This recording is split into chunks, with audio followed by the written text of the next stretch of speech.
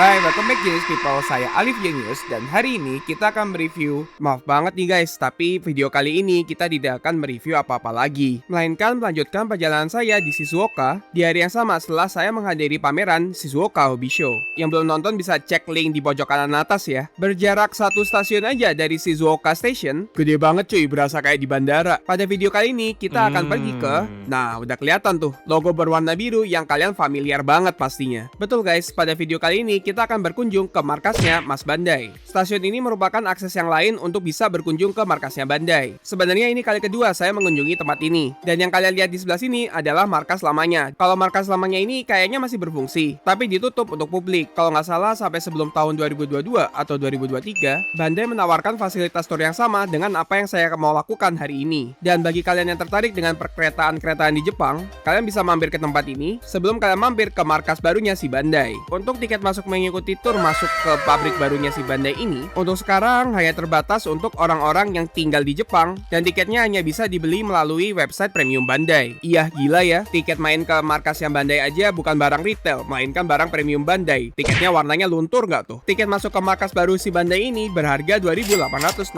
yen. Memasuki markas barunya kita disambut dengan runner super gede ini dan ternyata ini bener-bener runner Gunpla loh guys. Lo lihat sampai manualnya aja ada loh. Mantep banget ya attention to detailnya. Dan dia levelnya master grade. Katanya kalau kalian punya nipper setinggi 4 meter, kalian bisa rakit loh ini kepala Gundam. Dan ini bahannya benar-benar pakai plastiknya Gundam loh. Sekarang langsung aja kita masuk ke BHCPDII. Itu nggak kurang panjang ya namanya. Di lobby utamanya ini kita disambut dengan tiruan 1:1 mesin cetak Gunpla. Ada detail molding yang ada di dalam mesin cetaknya. Nah, molding itu adalah cetakan untuk membuat runner-runner yang ternyata membentuk tembok yang ada di tempat ini. Tiket yang kalian beli dari Premium Bandai akan kalian tukarkan untuk designer ID yang saya tunjukkan di sebelah sini. Cakep banget ya, pengen bawa pulang. Tapi ini harus dikembalikan di akhir tour. Nah, kalau sudah jam masuk, kalian akan dipanggil sama tour guide-nya untuk memulai perjalanan ngerasain jadi pegawai Bandai selama 1 hari. Di lorong ini kita ditunjukkan dengan desain-desain awal sebelum Gunpla dibentuk. Coret-coretan, ide pewarnaan, detail bagian-bagian Gunplanya, dan gambar-gambar menarik lainnya. Dan gak hanya Gunpla aja, plamo alias plastik model lain desainnya juga ada di tempat ini. Nah, gambar ini ngingetin ke kerjaan saya dah. Formatnya mirip banget soalnya. Ini saya mau liburan malah jadi keinget kerjaan. Ini adalah detail runner dari salah satu runner yang ada di PGU Mbah. Lanjut ke bagian lainnya, turnya baru dimulai di titik ini. Mungkin kasarannya ini kayak briefing roomnya gitu ya. Tour guide yang menjelaskan peraturan selama kita mengikuti tour ini. Di sini kita melakukan registrasi identitas diri menggunakan kartu yang kita dapatkan di lobi utama. English? Apa itu English? Nihongo lah. Sombong amat. Dan iya, langsung menyesal nggak bisa dibaca guys. Nanton aku yomemas. Kita isi nama kita dulu dan yang bagian itu harus disensor ya guys. Setelah registrasi selesai, kita diarahkan menuju tempat berikutnya, tapi yang ini kita tidak boleh ngambil video. Ada sedikit video pengenalan dan setelah video selesai, kita langsung dihadapkan dengan suasana pabrik Gunpla yang sekarang beroperasi. Bukan miniatur ini guys, ini bener-bener pabriknya loh. Gila, keren banget sih. Ini baru pertama kalinya ngelihat pabrik Gunpla di depan mata kepala sendiri. Kalau bagian ini katanya untuk sorting barangnya menggunakan AI. Lalu untuk bagian ini adalah step-step apa saja yang dilakukan ketika mendesain plastik model. Jadi sesuai namanya, ruangan ini bernama study room. Sebelum nanti kita ngedesain Gundamnya, kita dikasih waktu untuk belajar sejarah dan poin-poin penting terkait desain Gundam plastik model. Ah, pohon bonsai itu lagi.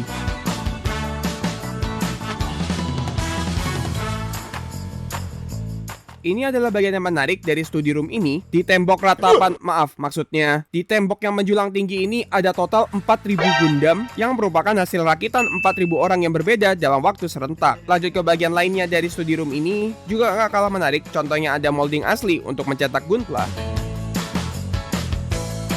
Katanya di sini pekerja yang sepuh aja untuk nyetak satu lembar runner itu butuh 20-30 menit. Kalau di sebelah sini katanya untuk menghasilkan versi lain dari satu Gunpla, contohnya kayak clear color atau gold plating, moldingnya itu sama aja tapi bahannya berbeda. Dan pengaturan buat mesinnya pun juga ikut berbeda. Penampakan bahan buat runnernya adalah seperti ini guys. Itu harganya udah 5.000 yen ke atas loh guys. Saking langkanya.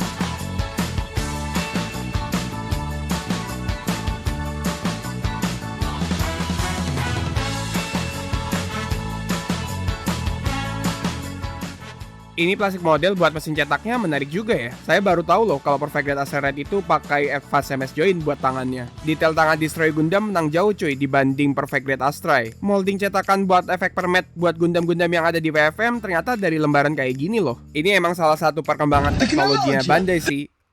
Yang itu. Lalu di sini ada yang menarik juga, ada bahan yang nggak pernah kita lihat sama sekali di perilisan Gunpla. Mungkin Bandai masih bereksperimen ya untuk bahan-bahan ini, jadi masih belum dirilis. Yang sayapnya di sini ini cakep banget guys. Kalau yang ini katanya bakal dikeluarin di MGST Wing Zero versi premium Bandai. Dikasih tes nih guys, Bandai mau tahu kita bener-bener belajar nggak di study roomnya dia. Yes, bener guys. Bakal gampang ini mah. Kayak gini aja nih pertanyaannya. Coba nih pertanyaan. Oke, ini karena saya nggak ngerti bahasa Jepangnya, ini sulit sih guys. Mari kita bonda-bandi dulu dan... Akibat terlalu sombong memilih bahasa Jepang sebagai opsi bahasa. Nah, kalau yang ini kayaknya lebih gampang deh. Perasaan bocil-bocil boleh ikut tur kayak ginian dah. Kenapa pertanyaannya ada yang susah kayak yang tadi ya? Kita harus mengakui kalau perkembangan teknologi Bandai itu gila banget guys. Dari Gunpla jadul yang awalnya cuma putih polos kayak gini, sekarang punya color separation sebagus ARL ini contohnya. Ini adalah rekomendasi Gunpla dari desainer Gunpla, dan itu kenapa Akatsuki masuk rekomendasi ya. Mas ini nggak salah ngerekomendasiin emas sampah kayak gini. Nah kalau yang ini bener, G-Line Standard Armor ini emang rekomendasi parah. Lihat aja ini, cakep banget kan? Ini mbak bersayapnya cakep banget nggak sih? Setelah menghabiskan beberapa waktu untuk belajar di study room, kita tiba di laboratory area. Di sini kita mulai ngerasain gimana kerja menjadi desainer Gunpla di Bandai. Pertama kita sentuh dulu kartunya, ini adalah step-step ngedesain Gunplanya. Kita sebenarnya dikasih dua opsi lain sih, bisa bikin 30MS atau dinosaurus. Pertama untuk desain molding ini modelannya kayak ketika kalian bikin karakter The Sims gitu loh guys. Kalian bisa ngatur seberapa besar bagian-bagian tubuh yang ada di Gunplanya. Sayangnya nggak bisa se ekstrim The Sims sih, jadi kepalanya nggak bisa gede banget atau timpang sama tangannya yang jadi kecil banget. Padahal mau bikin yang aneh-aneh gitu loh. Tapi kayaknya kita dituntut sempurna ya buat ngedesain Gunpla kali ini. Kita juga dibantu sama asisten AI-nya kalau misalnya badannya terlalu besar atau kepalanya terlalu kecil. Dikasih kayak 3 percobaan gitu sebelum kita nge-fixin hasil akhirnya. Dan hasil akhirnya adalah...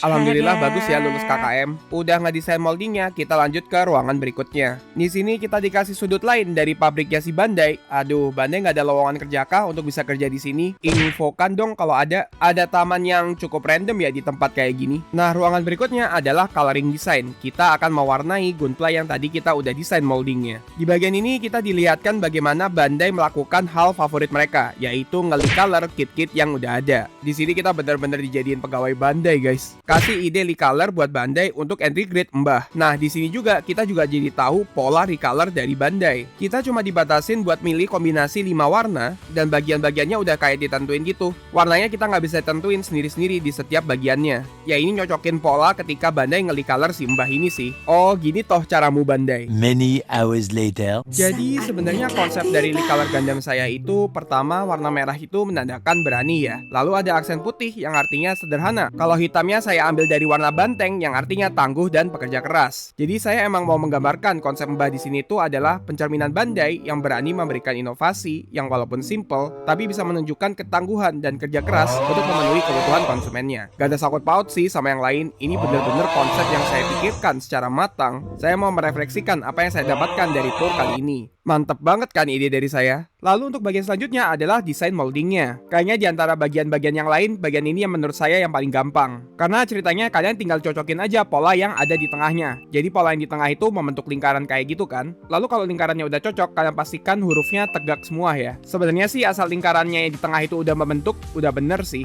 Cuman biasa kalau Gunpla itu saya rada COD, maksudnya OCD. Makanya saya bikin huruf yang di runnernya tegak semua. Ceritanya dihitungin gitu fluiditas dari runner yang kalian desain. Iya itu loh tadi yang ketika quiz saya salah. Dan hasil akhirnya adalah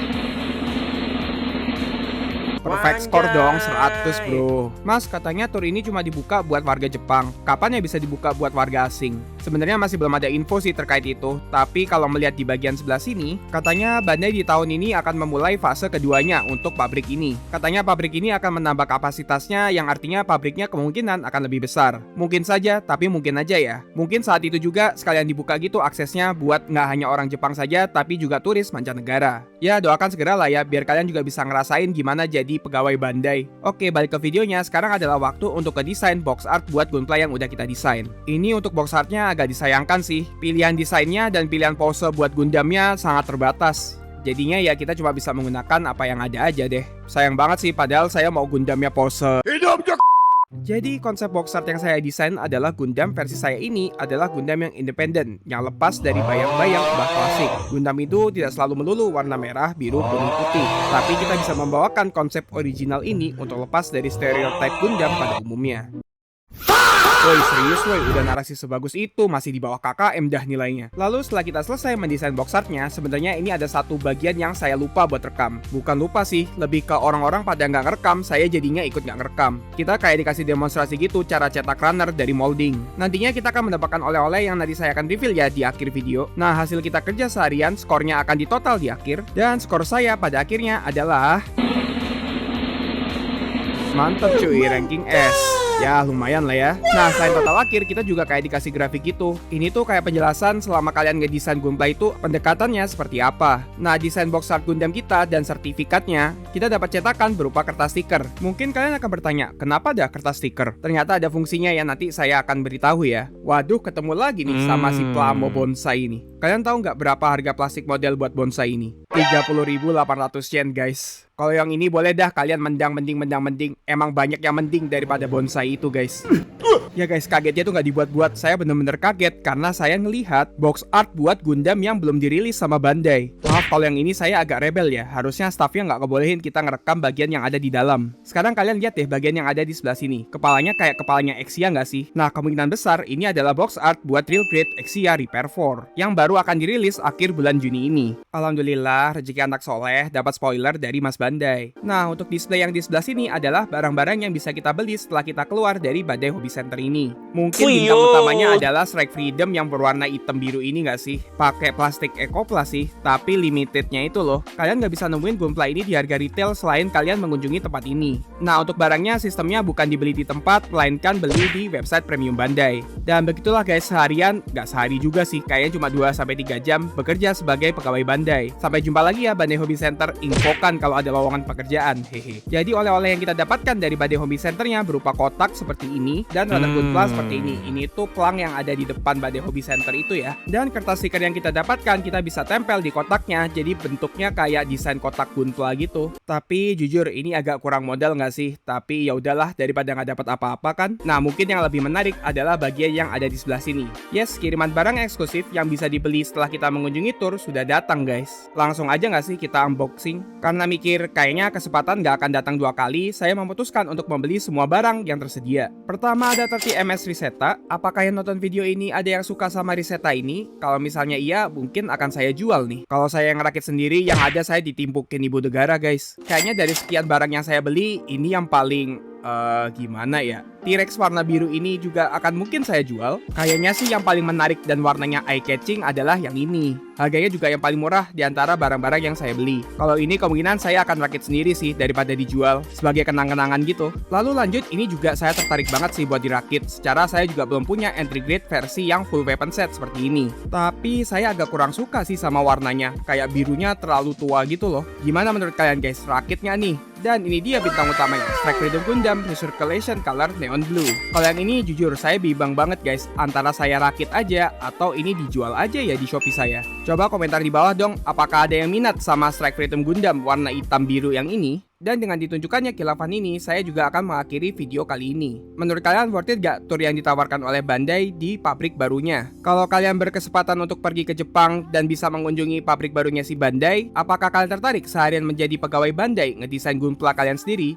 Coba komentar di bawah ya guys. Sebelum mengakhiri video ini, saya mau mengucapkan terima kasih untuk member Genius Meister. Ada Sultan Hami, Mas Rengga Faisal, Mas Dubdes, Mas Teddy Bukti, Mas Faiz, Mas Aldi, Mas Jerry, Mas Kumagami, Mas Ferry Kelvin, Mas Muhammad Huda, Mas Khairul Fikri, Mas Rian Gifari, Mas Refdina Latif, Mas Andrea, Mas Raffi, dan Mas Towu. Lalu ada member jenis Totekadan, ada Mas Kili Allen, Mas Kastoris Mesin Mori, Mas Makurai, Mas Syafari Rofi, Mas Dasuko, Mas Kaliban Mark 9, Kak Igna Santosa, Mas Dino Raus, Mas Indra Kur, Mas Ryusei, Mas Koceng, Mas Justian, Mas Novianto, Mas HGXDG, Mas Diki, Mas Sin, Mas Daily of Alif, Mas Aringga, dan Mas Adam, serta member jenis Alliance yang tertera di sini.